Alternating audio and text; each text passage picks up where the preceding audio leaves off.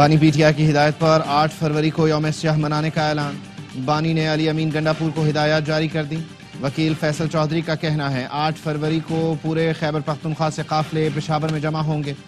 بانی نے کہا کسی دباؤ پر نہیں جھکیں گے۔ تحریک انصاف کی کور کمیٹی کا اجلاس کچھ دیر بعد۔ اجلاس میں 190 ملین پاؤنڈ کیس کے فیصلے پر تفصیلی گفتگو ہوگی۔ 2-2 3-3 دروازوں سے مذاکرات نہیں چلا کرتے۔ اب چھوٹے چھوٹے دروازوں، کھڑکیوں اور روشن دانوں میں جھانکنے کا فائدہ نہیں۔ حکومتی مذاکراتی کمیٹی کے ترجمان سینیٹر عرفان صدیقی کا بیان۔ کہا آرمی چیف سے بیرسٹر گوہر کی ملاقات کی تفصیلات اور مکالموں کا علم ہے۔ بیرسٹر گوہر نے اسے بیک ڈور پروسیس کا نام دیا۔ انہوں نے کہا بیک ڈور پروسیس بھی چلے گا اور فرنٹ ڈور بھی۔ اور نارتھ کراچی میں 7 سال کے سارم کی نماز جنازہ ادا کر دی گئی۔ 11 روز سے لاپتہ بچے کی لاش اپارٹمنٹ کے ٹینک سے ملی تھی۔ پولیس کا کہنا ہے بچہ ٹینک میں حادثاتی طور پر گرا یا پھینکا گیا۔ تحقیقات کر رہے ہیں۔ ابتدائی پوسٹ مارٹم میں سارم کے جسم پر کئی چوٹوں کے نشانات سامنے آئے۔ ہمارا بچہ چلا گیا، تم سیاست چمکانے آ گئے۔ ایم کیو ایم کے رکن سندھ اسمبلی کو سارم کے گھر جانا مہنگا پڑ گیا۔ خواتین نے ایم پی اے عبدالوسیم کو گھیر لیا۔ کہا بچہ اپارٹمنٹ میں تھا اور پولیس رشتہ داروں کے گھروں پر چھاپے مار رہی تھی۔ خواتین کا غصہ دیکھ کر ایم پی اے چلتے بنے۔ مشتعل خواتین نے اپارٹمنٹ کی یونین کو بھی آڑے ہاتھوں لیا۔ الزام لگایا بچے کے قتل میں یونین کے لوگ ملوث ہیں۔ کراچی پولیس کی تحقیقات پر سوالات اٹھ گئے۔ پولیس نے ٹینک ٹھیک سے چیک کیوں نہ کیا؟ اتنے دنوں میں فلیٹ انتظامیہ نے ایک بھی بار پانی کے ٹینک کو کیوں چیک نہ کیا؟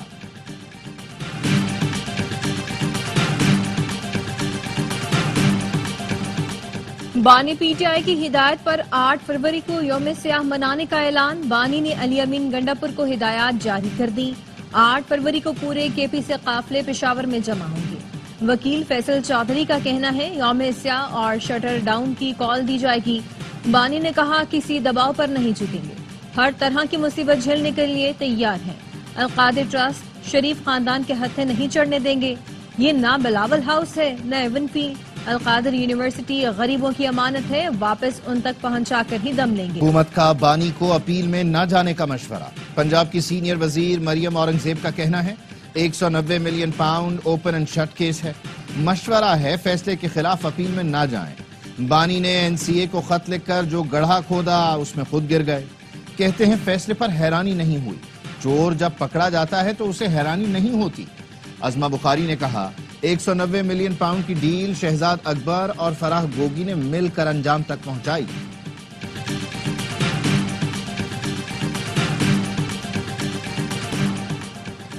$190 ملین پاؤنڈ کیس کا فیصلہ اتنا خراب ہے کہ ہائی کورٹ کو 2 سماعتوں میں ہی اسے باہر پھینک دینا چاہیے۔ بانی پی ٹی آئی کی بہن علیمہ خانم کہتی ہیں رسول اللہ کی زندگی پڑھانے کا خواب بانی کا جرم ہو گیا۔ کہا فیصلہ سن کر بھائی ہنس دیے اور کہا اچھا 14 سال سزا ہے، اس سے زیادہ ہو جاتی۔ بانی کو بتایا زیادہ سے زیادہ اتنی ہی سزا ہو سکتی ہے۔ القادر یونیورسٹی میں طلبہ کارٹون دیکھتے ہیں، وزیر اطلاعات عطا تارڑ کا دعویٰ۔ کہا سیاست سے مذہب کو دور رکھیں۔ کیا کرکٹ کھیلتے ہوئے بھی مذہب کا پرچار کرتے تھے؟ تحریک انصاف اپنی چوری چھپانے کے لیے مذہب کا استعمال کر رہی ہے۔ کیا چوری کے پیسے سے مسجد یا مدرسہ بنانا جائز ہے؟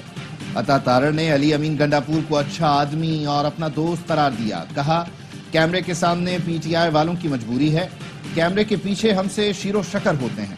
26ویں ترمیم پر بھی ساتھ دیا، بعد میں جیل میں ڈانٹ کھائی۔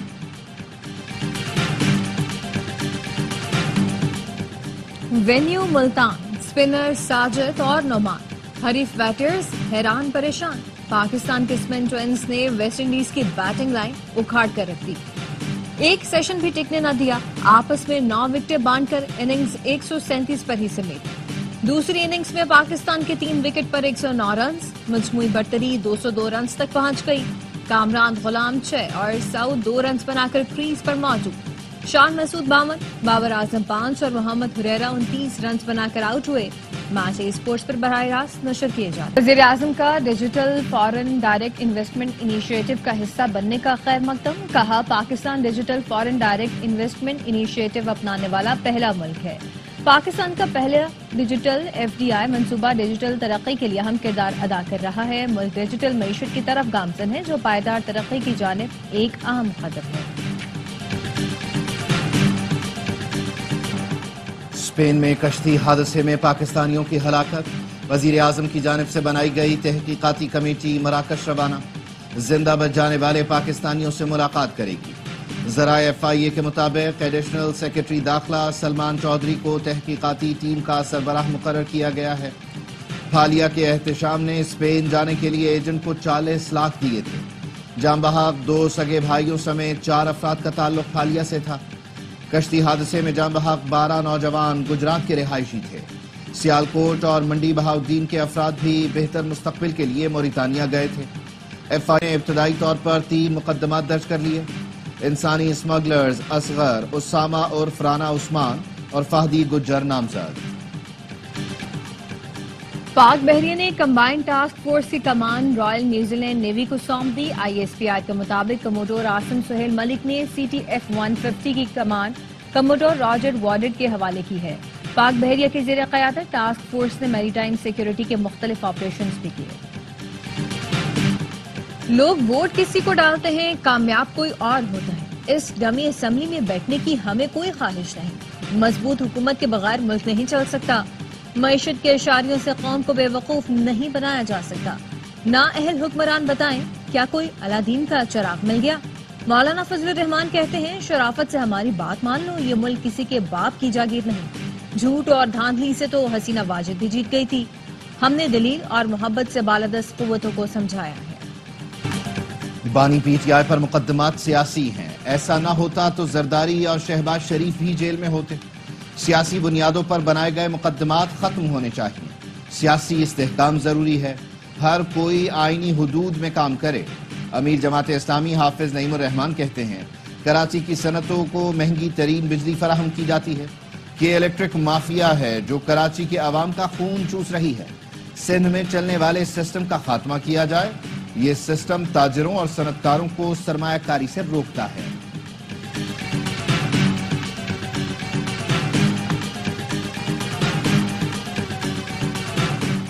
سیشن جج اعظم خان اور راجہ انعام امین اسلام آباد ہائی کورٹ میں ایڈیشنل جج تعینات، پیر کو عہدے کا حلف اٹھائیں گے۔ صدر مملکت کی منظوری کے بعد وزارت قانون نے نوٹیفیکیشن جاری کر دیا۔ بلوچستان میں برف باری، کوجک ٹاپ، خواجہ عمران اور توبہ چکزئی میں سفیدی چھا گئی۔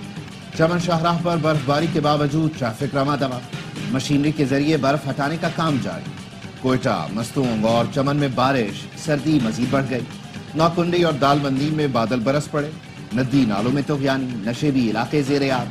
کوئٹہ میں بارش کے بعد کراچی میں بھی تیز ہوائیں چل پڑی، سردی کی شدت میں اضافہ۔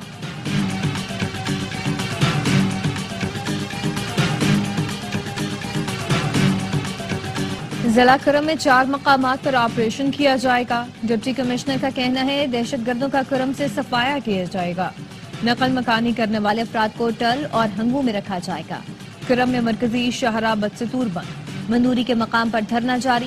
بالش خیل میں فائرنگ سے ایک شخص جاں بحق، شناخت سید وسیم کے نام سے ہوئی۔ ایران کے دارالحکومت تہران میں سپریم کورٹ کے باہر فائرنگ، 2 جج جاں بحق، 1 زخمی۔ ایرانی میڈیا کے مطابق حملہ آور نے خود کو بھی گولی مار لی۔ واقعے کی تحقیقات شروع کر دی گئی ہیں۔ بالی ووڈ اداکار سیف علی خان پر حملے کی تحقیقات، پولیس نے ایک اور مشتبہ شخص کو گرفتار کر لیا۔ بھارتی میڈیا کے مطابق مشتبہ حملہ آور کو چھتیس گڑھ میں ٹرین سے حراست میں لیا گیا۔ مشتبہ شخص سیف علی خان کے رہائشی علاقے میں بھی دیکھا گیا تھا۔ ڈاکٹرز کا کہنا ہے سیف علی خان کو 2 سے 3 دن میں ہسپتال سے ڈسچارج کر دیا جائے گا۔ بائیکر کو بلائیں گھر بیٹھے شناختی کارڈ اور بے فارم بنوائیں، قومی شناختی کارڈ کی تجدید کروائیں۔ نادران کراچی، حیدرآباد اور میرپور خاص کے لیے بائیکر سروس متعارف کروا دی۔ شہری 1000 روپے کے عوض 20 جنوری سے سہولت حاصل کر سکیں گے۔ کراچی کے لیے 3، حیدرآباد اور میرپور خاص کے لیے ایک موٹر سائیکل مختص کی گئی۔ کراچی میں پھر کورونا کے کیس رپورٹ ہونا شروع۔ ڈاکٹروں کا کہنا ہے نزلہ کھانسی کے 30% مریضوں میں کورونا کی تصدیق ہوئی ہے۔ کورونا اور سردیوں کے دیگر وائرل انفیکشن کی علامات ملتی جلتی ہیں۔ اکثر مریض ٹیسٹ نہیں کرواتے جس کے باعث بیماریوں کی تصدیق نہیں ہوتی۔ اسرائیل کی سیکیورٹی کابینہ نے غزہ جنگ بندی معاہدے کی منظوری دے دی۔ عمل درآمد کل سے شروع ہوگا۔ پہلے مرحلے میں قیدیوں کا تبادلہ ہوگا۔ ایک اسرائیلی کے بدلے 50 فلسطینی رہا کیے جائیں گے۔ غزہ میں روزانہ 600 امدادی ٹرکوں کے داخلے کی اجازت ہوگی۔ جنگ بندی معاہدے کے باوجود فلسطینیوں کی نسل کشی جاری ہے۔ معاہدے کے بعد اسرائیل نے خواتین اور بچوں سمیت 120 فلسطینیوں کو شہید کر دیا۔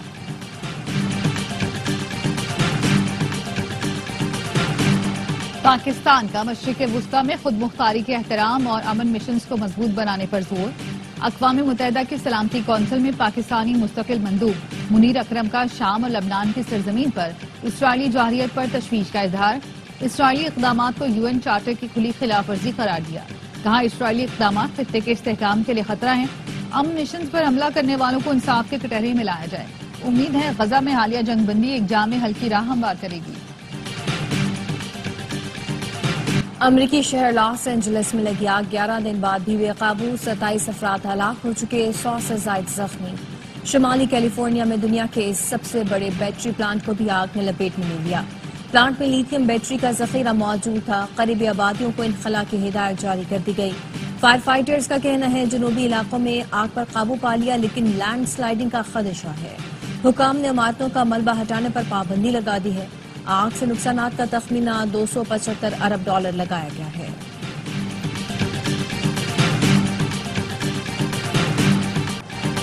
امریکہ میں ٹک ٹاک پر پابندی کا اطلاق کل سے ہوگا۔ 17 کروڑ سے زائد اکاؤنٹس بند ہو جائیں گے۔ ٹک ٹاک کمپنی کا کہنا ہے ٹرمپ انتظامیہ سے امید ہے کہ وہ یہ فیصلہ واپس لیں گے۔ ٹرمپ نے CNN کو انٹرویو میں کہا، میں اس بارے میں فیصلہ کروں گا۔ چینی صدر سے ٹک ٹاک سمیت دیگر امور پر بات ہوئی ہے۔ گزشتہ سال کانگریس نے ٹک ٹاک پر پابندی کا قانون 2/3 اکثریت سے منظور کیا تھا۔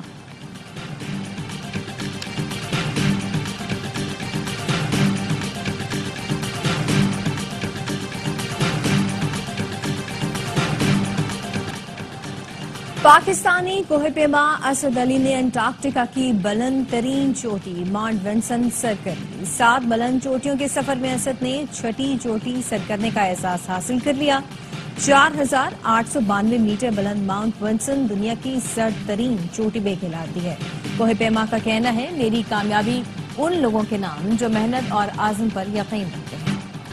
کراچی ایکسپو سینٹر میں جانوروں کی نمائش، خوبصورت بیل اور بکروں کے ساتھ ساتھ پرندے اور مچھلیاں بھی توجہ کا مرکز۔ لائف سٹاک ایکسپو میں 2000 سے زائد نایاب نسل کے جانور دیکھ کر شہری بھی خوب انجوائے کر رہے ہیں۔ اور سماج کے ہر روپ کو بے جھجک قارئین کے سامنے لانے والے منٹو کو دنیا چھوڑے 70 برس بیت گئے۔ سعادت حسن منٹو نے اردو افسانے کو نئی زندگی عطا کی۔ سماج کی تلخیوں کو الفاظ میں پرونے والے بے مثل و بے نظیر افسانہ نگار کی تحریریں اردو ادب کا سرمایہ ہیں۔